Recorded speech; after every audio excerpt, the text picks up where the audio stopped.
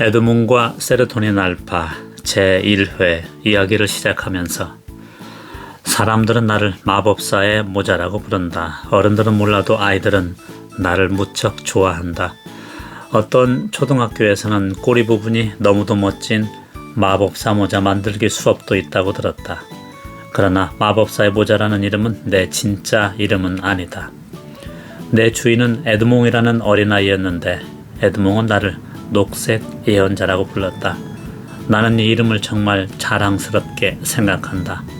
또 에드몽이 이름을 지어줄 때 했던 말을 잊지 않고 있다. 녹색 모자, 너는 정말 웃기고 재미있는 모자구나. 정말로 신기하다. 네가 내 말을 알아듣는다고? 어떻게 모자가 말을 알아듣지? 정말 동화책에나 나오는 네가 내 옆에 있다는 게 정말 신난다. 정말 좋았어. 그런데 너를 뭐라고 부르지? 이름이 있어야 할 텐데. 이름 하나 지을까? 그런데 생각이 잘 안 나네. 뭐라고 지을까? 모양은 꼭 꽃갈콘 아니 브라보콘 같이 생겼고 꽃갈콘 마법사라 지을까? 그래도 나쁘지는 않을 것 같은데 그러면 좀 서운하겠지? 아니야, 넌 정말로 멋져. 또 앞일, 그러니까 너는 미래를 잘 아니까. 그러면 망원경 모자? 이것도 좀 어색하고 웃긴다. 이것도 아닌 것 같고. 그래, 이거 어떨까? 예언자. 그래, 바로 이거야. 예언자가 좋겠다. 너를 예언자라고 부를게. 몸통 색깔이 녹색이니까 녹색 예언자. 물론 몸통에 녹색이 녀석들은 많이 있지. 말썽꾸러기, 청개구리도 있고 풀무치도 있고 약간은 징그럽지만은 사마귀도 있어. 하지만 걔들하고 너는 다르지. 내가 지어낸 이름이지만은 조금 멋있다. 그래, 예언자로 하자. 너 같은 예언자를 알고 있다는 것이 나는 정말 자랑스럽다. 너도 녹색 예언자라는 이름이 마음에 들었으면 해. 그리고 이제부터 너는 나하고 친구다. 내 친구, 알겠지? 에드몽은 내가 아는 것이 많다고 놀랐고 내가 곁에 있는 것을 좋아하였다. 하지만 어떤 것보다도 내가 에드몽의 말을 알아듣는 것을 보고 신기해하였고 너무너무 좋아했다. 나 역시 한낱 물건에 지나지 않았지만 에드몽은 나를 예언자라고 부르고 별나라 친구라고 대해주었으니 내가 얼마나 기분이 좋았겠는가. 나는 이 이름을 평생 간직하고 싶다. 나는 이 글을 읽는 여러분의 나이보다 훨씬 오래전에 만들어졌다. 햇볕을 가리는 넓은 챙이 피자집 어닝처럼 부드럽게 들려 위로 올라갔고 끝부분이 숱하게 깃털처럼 우아하게 휘어져 내린 진녹색의 마법사 모자가 바로 내 모습이다. 멋진 내 모습, 그러니까 빛이 나는 마법사의 모자를 만들기 위해 내 첫 번째 주인은 마법사들의 모자만 전문으로 만드는 모자 장인이었다. 내 주인은 상당히 장난기가 있는 마법사였다. 모자 장인을 찾아가 무조건 자신의 말을 알아들을 수 있는 모자를 만들어 달라는 말도 안 되는 주문을 했다고 한다. 정말 웃기지도 않는 얘기다. 어찌 하찮은 물건인 모자 따위가 작은 우주라 불리는 사람의 말을 알아들을 수 있겠는가. 하지만 모자 장인은 무척 진지한 사람이어서 그 말을 농담으로 흘려버리지 않고 어떻게 하면 주인의 말을 알아들을 수 있는 모자를 만들까 오랜 시간 고민을 했다고 한다. 왜냐하면 모자 장인은 지금까지 그런 모자를 만들어 본 적이 없었고 어떤 사람도 자신에게 그런 주문을 한 사람도 없었기 때문이었다. 그렇지만 모자 장인은 자신의 재능을 크게 알아주는 당돌한 내 주인이 고마워 얼떨결에 주문을 맡았다고 한다. 하지만 모자 장인은 크게 걱정을 하면서도 어쩌면 이 기회에 아무도 못 만드는 명품 모자를 자신이 만들 수 있을지 모른다는 엉뚱한 생각을 하면서 연구를 시작했다. 그러나 아무리 연구를 해도 말을 알아들을 수 있는 모자를 만드는 것은 불가능했다. 그러던 어느 날 모자 장인이 모자 만드는 생각에 깊이 빠져 있다가 머리가 가려워 무심코 자신이 쓰고 있는 모자를 벗었다. 머리가 가려워 긁고 싶었던 것이다. 장인이 모자를 벗는 순간 벌 한 마리가 모자 장인의 귀를 스쳐 쏜살같이 날아갔다. 언제 들어왔는지 모자 속에 벌이 한 마리 들어 있었던 것이다. 벌이 날아가는 순간 그때서야 장인은 머리가 따갑다고 느꼈다. 장인이 벌에 쏘인 것이었다. 그 사이에 벌은 이미 장인의 시야에서 사라져버렸다. 모자 장인은 순간에 겪은 일이라 벌이 사라진 화공과 모자를 번갈아 쳐다보며 얼굴을 찡그렸다.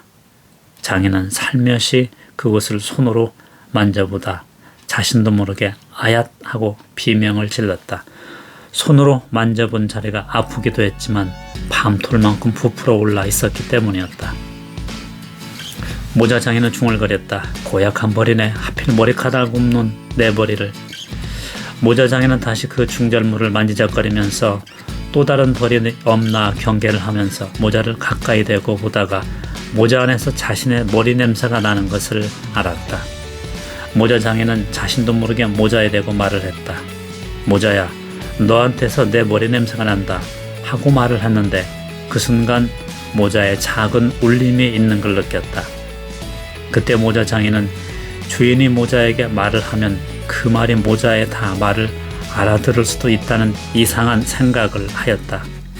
뿐만 아니라 모든 사물들, 예를 들면 살아있는 것들이거나 생명이 없는 것들도 사람과 대화가 가능하다고 생각했다.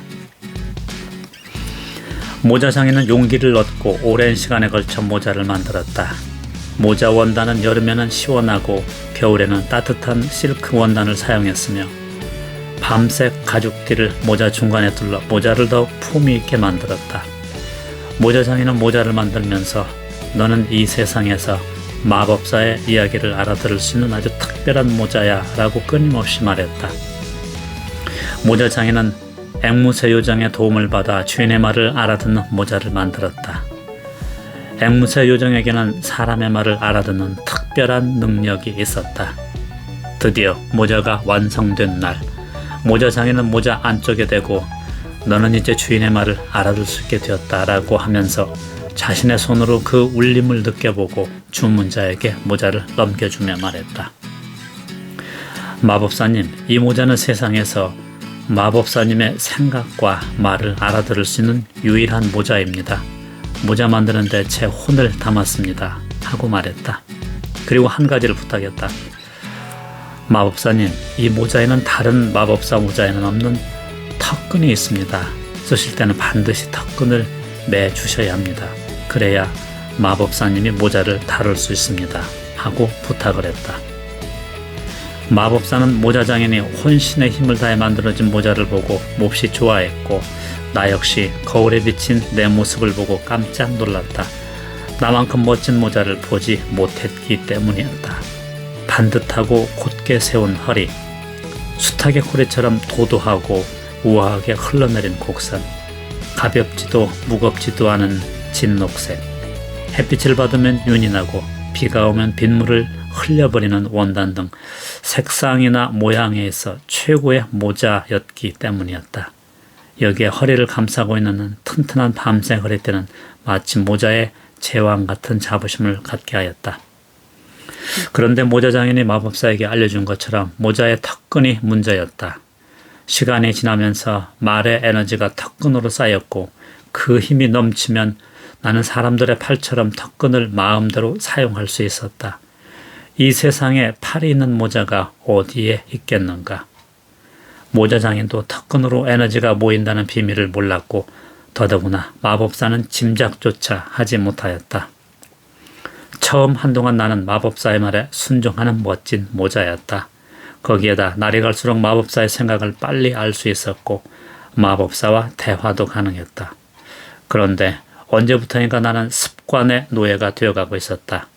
습관은 나더러 주인 몰래 엉뚱한 장난을 하도록 꼬드겼고 재미를 느낀 나는 점차 주인의 말보다 습관의 말을 듣기 시작하였다. 결정적인 것은 주인 마법사가 왕과 대화를 나눌 때였다. 그날은 마법사의 이름이 점차 알려져 이웃나라에까지 마법사를 경계할 때였다. 왕은 마법사를 초청하여 차를 대접하고 있었다. 그만큼 마법사는 유명했었다. 왕이 말했다. 우리 왕국에 마법사님같이 훌륭하고 멋진 분은 없습니다. 모자도 어찌 그리 멋이 있습니까? 그 모자는 마법의 제왕에 쓰는 모자 같습니다. 모자가 마치 왕관 같습니다. 마법사님을 존경하는 뜻에서 잠시 저도 이 왕관을 벗어 마법사님의 모자와 나란히 놓고 차를 마시겠습니다. 나는 한두 번 듣는 소리가 아니어서 당연한 것으로 받아들였는데 당황한 것은 마법사였다. 아니, 어찌 왕께서 저같이 하찮은 사람 앞에서 왕관을 벗으십니까? 어서 왕관을 도로 쓰십시오. 그러나 왕은 왕관을 마법사의 모자와 나란히 놓은 채로 차를 마셨다. 문제는 그 다음이었다. 왕과 마법사가 차를 마시고 있는 사이 습관이 나에게 말했다. 왕은 어떤 생각을 하는지 궁금하지? 왕관을 만져봐 하는 것이 아닌가. 사실 나도 왕의 생각이 궁금해 주인 마법사의 눈치를 보며 턱끈을 움직여 왕관 위에 올라가 보았다. 하필 그때 왕이 그 광경을 보고 말았다. 왕은 깜짝 놀랐고 당황했다. 사실 마법사는 기회 있을 때마다 왕에게 내 자랑을 많이 했었다. 자신의 생각을 알아내고 말을 알아듣는 모자라고. 거기까지가 내 행복의 전부였다. 왕은 그날 이후 마법사를 멀리하게 되었고 턱끈의 비밀을 알아차린 마법사는 나에게 혹독한 마법을 걸고 나를 버렸다. 녹색모자, 너는 다시는 턱끈을 사용할 수 없게 떼버릴 것이다. 너는 지금부터 잠속에 들어 우주의 밝은 기운을 받을 수 없을 것이다. 혹시라도 네가 살아나려면 위에게 푸른 별의 기운이 닿아야 한다. 그리고 아무도 풀 수 없는 주문을 걸어둔다. 적어도 1000년 안에는 누구도 그 주문을 풀 수가 없을 것이다. 가라, 나에게서 떠나가라. 그렇게 나는 주인에게 버림을 받았고 수백 년 동안 옷이 낡아 해질 때까지 잠을 자야 하는 벌을 받았다. 그렇게 나는 어두운 곳에서 존재감을 잃어버리고 낡아갔다.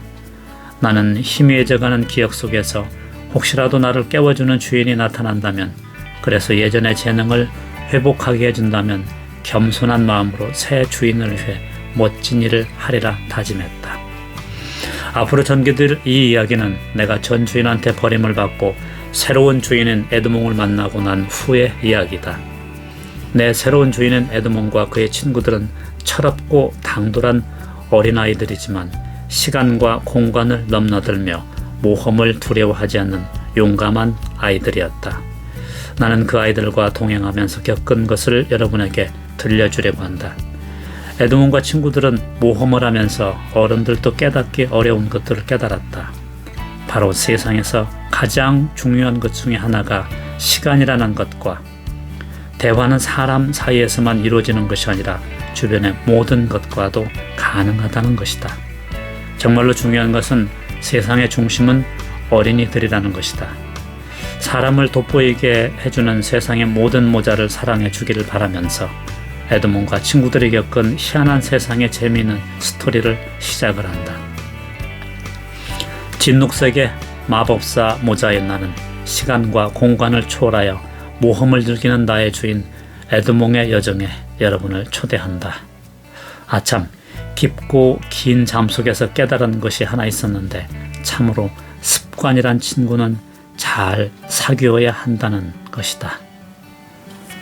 다음 편에 계속됩니다.